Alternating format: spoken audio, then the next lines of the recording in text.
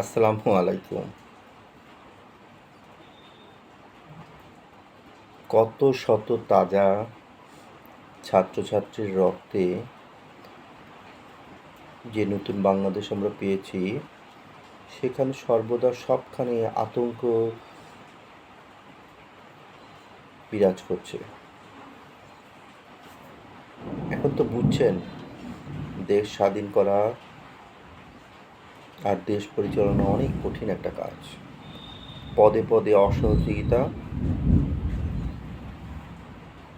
ষড়যন্ত্রের গন্ধ চারপাশে দেখলে মাঝে মাঝে বমি আসে।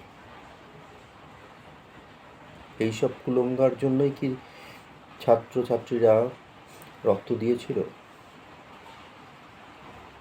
তাই সকলের কাছে বিশেষ আবেদন, আপনি যত বড়ই পেশাজীবী হোক না কেন, আপনি যত বড়ই ডাক্তার, ইঞ্জিনিয়ার, লয়ার হন না কেন, সকল ক্ষমতা যে উচ্চবিন্দু সেটা হলো রাজনীতিবিদদের হাতে। তাই রাজনীতিতে সুশিক্ষিত স্বজনদের অংশগ্রহণ খুবই প্রয়োজন। তাই আমি বৈষম্য বিরোধী ছাত্র আন্দোলনের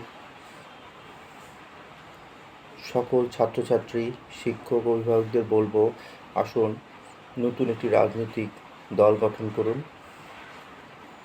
দীর্ঘমেয়াদী সুশাসন প্রতিষ্ঠায় রাজনীতিক শক্তির বিকল্প নেই। কিসের কুণ্ঠা, কিসের ভয়? গঠিত হলো, নির্বাচন করলাম, হেরে গেলাম, তাতে কি যায় আসে?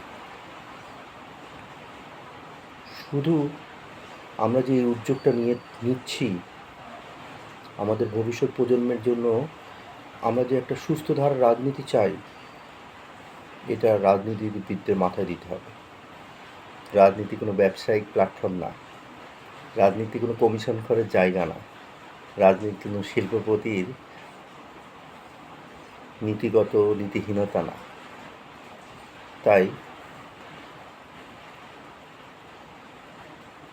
আইনশৃঙ্খলা রক্ষাকারী থেকে শুরু করে সকল সদস্যদের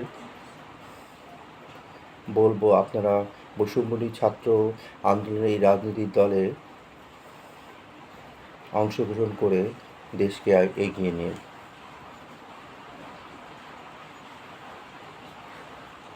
আশা রাখি এই আহ্বানে সকলে সাড়া দেবেন। ধন্যবাদ।